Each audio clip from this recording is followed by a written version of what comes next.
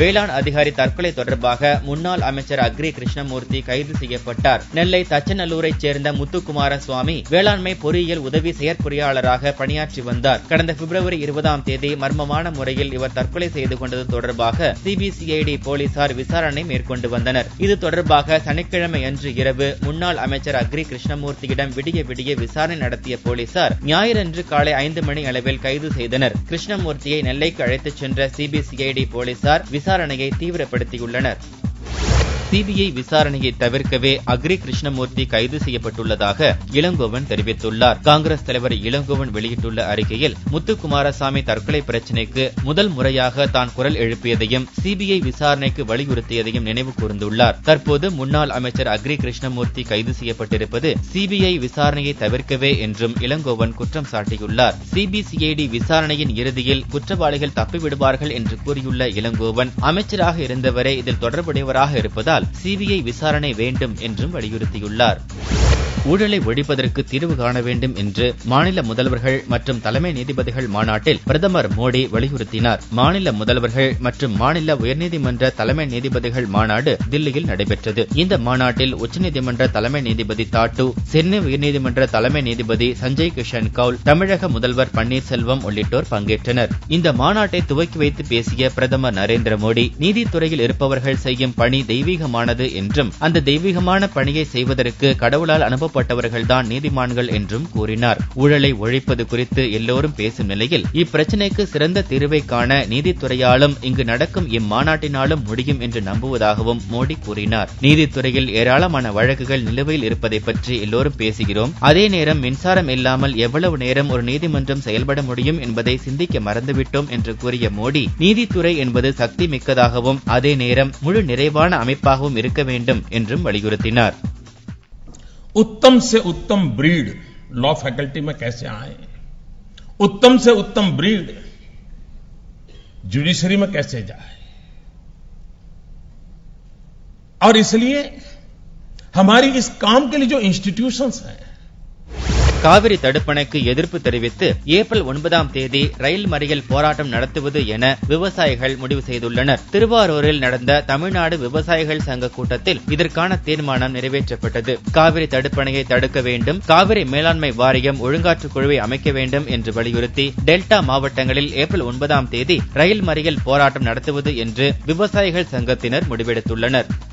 கிறிஸ்தவ தேவாலயங்களில் ஈஸ்டர் பண்டிகையை முன்னிட்டு இயேசு உயிர்த்தெழும் நிகழ்ச்சி நடைபெற்றது. ஞாயிறன்று நாடு முழுவதும் ஈஸ்டர் பண்டிகை கொண்டாடப்பட்டது. புதுச்சேரி காரைக்காலில் உள்ள தூய தேற்றறிவு அன்னை ஆலயத்தில் ஈஸ்டர் பண்டிகையை முன்னிட்டு நள்ளிரவு இயேசு மீண்டும் உயிர்த்தெழும் நிகழ்ச்சி நடைபெற்றது. தொடர்ந்து திருப்பலி மற்றும் சிறப்பு பிரார்த்தனைகள் நடைபெற்றன.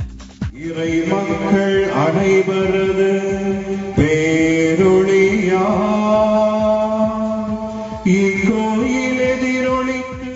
ஈஸ்டர் பண்டிகையை முன்னிட்டு இயேசு மீண்டும் உயிர்த்தெழுந்து வரும் நிகழ்ச்சியிலும் அதைத் தொடர்ந்து நடைபெற்ற சிறப்பு திருப்பலியிலும் 1000க்கும் மேற்பட்ட கிறிஸ்தவர்கள் கலந்து கொண்டு பிரார்த்தனை செய்தனர். இயேசுபிரான் மரித்து 3ஆம் நாளன்று மீண்டும் உயிர்த்தெழும் நிகழ்வின் போது மெழுகுவர்த்தி ஏந்தி பாடல்களை பாடி பிரார்த்தனை செய்தனர். சென்னை எழும்பூர் தூய இருதய ஆண்டவர் ஆலயத்தில் சனிக்கிழமை நடைபெற்ற பிரார்த்தனை கூட்டத்தில் பலர் பங்கேற்று இறை வழிபாட்டில் ஈடுபட்டனர். சந்திரன், சூரியன், பூமி ஆகிய மூன்றும் ஒரே நேர்கோட்டில் வரும்போது பூமியின் நிழல் சந்திரன் மீது விழுகிறது. இதை சந்திர கிரகணம் என்கிறோம். நடப்பு ஆண்டின் முதல் சந்திர கிரகணம் சனிக்கிழமையன்று நிகழ்ந்தது. மாலை 3:45 மணிக்கு தொடங்கி இரவு 7:14 வரை கிரகணம் நீடித்தது. இதுபோன்ற நிகழ்வு 500 ஆண்டுகளுக்கு முன்பு நிகழ்ந்தது. இந்தியாவின் பல்வேறு பகுதிகளில் பொதுமக்கள் வெறும் கண்களால் பார்த்தனர். சென்னை கிண்டியில் உள்ள பிர்லா கோளரங்கத்தில் பொதுமக்கள் சந்திர கிரகணத்தை தொலைநோக்கி வழியாக பார்க்க ஏற்பாடு செய்யப்பட்டிருந்தது.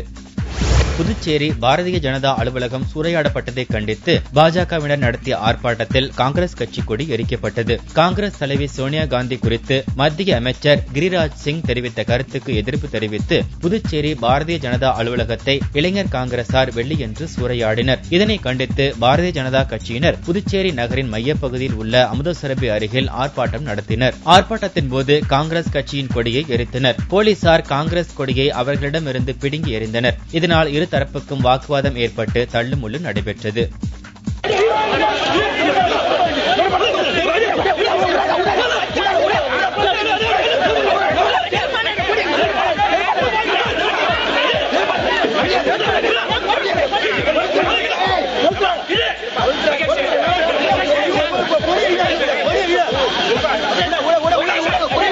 புதுச்சேரியில் காங்கிரஸ் நடத்திய போராட்டத்தில் மத்திய அமைச்சரின் படம் எரிக்கப்பட்டது. சோனியா குறித்து மத்திய அமைச்சர் கிரிராஜ் சிங் தெரிவித்த கருத்துக்கு எதிர்ப்பு தெரிவித்து பாரதிய ஜனதா அலுவலகத்தை சூறையாடிய காங்கிரசார் கைது செய்யப்பட்டனர். கைதை கண்டித்து முன்னாள் மத்திய அமைச்சர் நாராயணசாமி தலைமையில் ஆர்ப்பாட்டம் நடைபெற்றது. அப்போது மத்திய அமைச்சர் கிரிராஜ் சிங்கின் படத்தை செருப்பால் அடித்தும் எரித்தும் கோஷமிட்டனர்.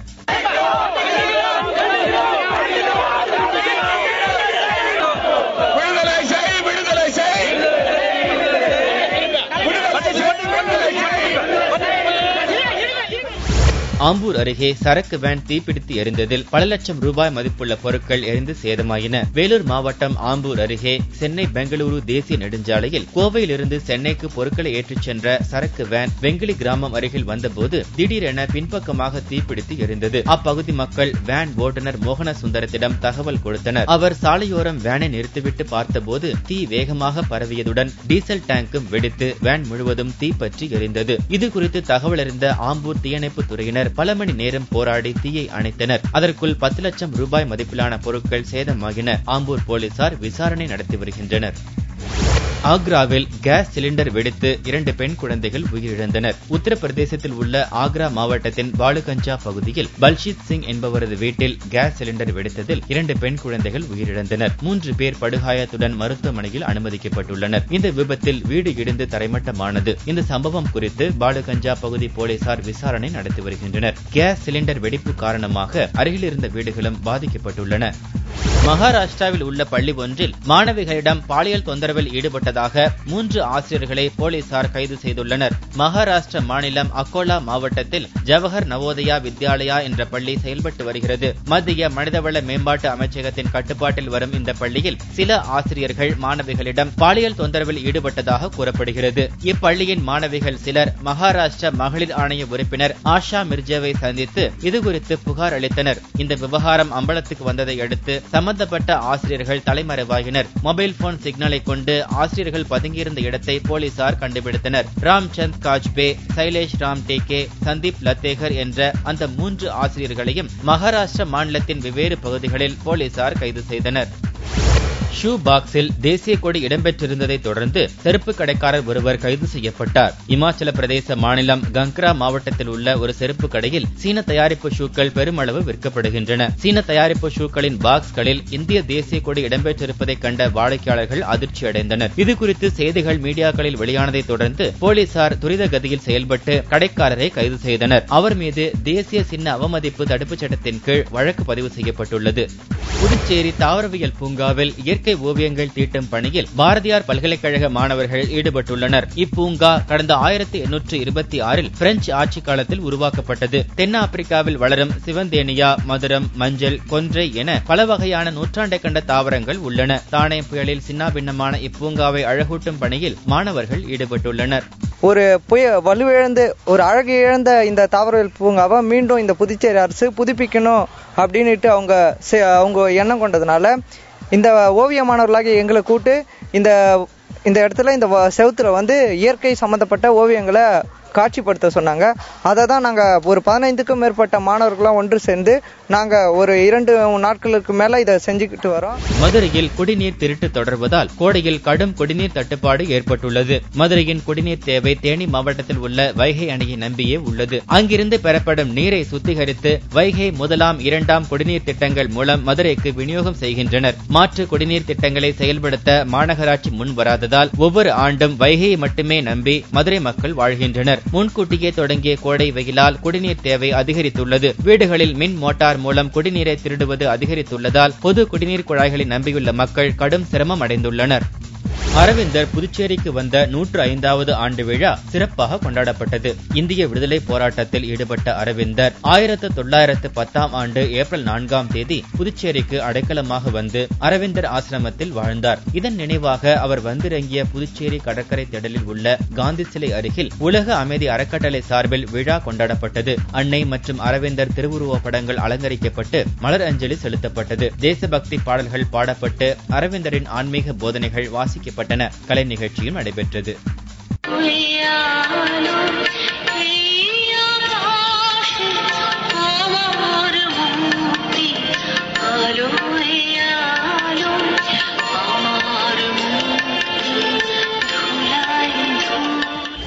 திருச்சி சமயபுரம் மாரியம்மன் கோவில் சித்திரை திருவிழா கொடியேற்றத்துடன் துவங்கியது. அதிகாலை அம்மனுக்கு சிறப்பு அபிஷேகமும் ஆராதனைகளும் நடைபெற்றன. அலங்கரிக்கப்பட்ட அம்மன் மூலஸ்தானத்தில் இருந்து புறப்பட்டு கொடி மண்டபம் வந்தார். மஞ்சள், சந்தனம், மூலிகை பொடி, இளநீர், பன்னீர் உள்ளிட்ட பல்வேறு அபிஷேகங்கள் நடைபெற்றன. தொடர்ந்து மேளதாளங்கள் முழங்க அம்மன் படம் பொறித்த கொடி ஏற்றி வைக்கப்பட்டது.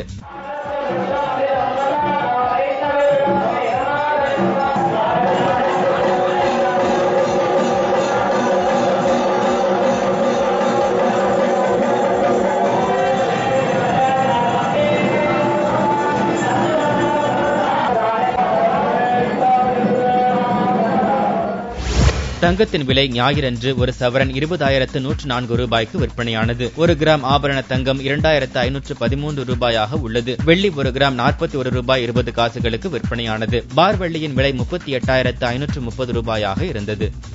தேசிய விருதுக்கு தான் தகுதியானவனா என்பதை விட அது கதாபாத்திரத்துக்கு கிடைத்த விருது என்று நடிகர் பாபி சிம்ஹா தெரிவித்துள்ளார். சென்னை பிரசாத் லேபில் உருமீன் பட இசை வெளியீட்டு விழா நடைபெற்றது. படத்தின் கதாநாயகன் பாபி சிம்ஹா தேசிய விருது குறித்த தனது கருத்தை தெரிவித்தார்.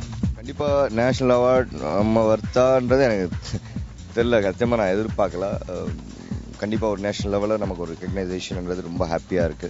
அதுவும் ஜிகர்தண்டாக்கு 2 அவார்டு, நம்ம எடிட்டர் விவேக்கும் வந்திருக்கு. ஸோ செம்ம happy, whole team is happy. அது பண்ணும்போது இந்த அவார்டு இதை நோக்கிட்டா அப்படியெல்லாம் எதுவுமே எனக்கு மைண்டில் கிடையாது. பிகாஸ் நான் வந்து கார்த்தி ப்ராப்பராக இந்த சேதுவன்றம் எப்படி இருக்கணும், அசால் சேதுவன்றம் டிசைன் பண்ணி எல்லாமே கிளியராக பேப்பரில் இருந்தது. ஸோ அதை நோக்கி தான் ஒர்க் பண்ணிட்டு இருக்கோம். ஸோ அது ஒழுங்காக ப்ராப்பராக பண்ணால் போதும் அப்படின்றத அதை ஜஸ்டிஃபை பண்ண மட்டும் தான் மைண்டில் இருந்தது. ஸோ அதுக்கு இன்னைக்கு நேஷனல் லெவலில் எனக்கு ரெகக்னைசேஷன் கிடைச்சிருக்கான்னா அதுக்கு ஒரே ஒருத்தர் காரணம் அவர் Karthik Subbaraj and my Jigarthanda team மட்டும்தான்.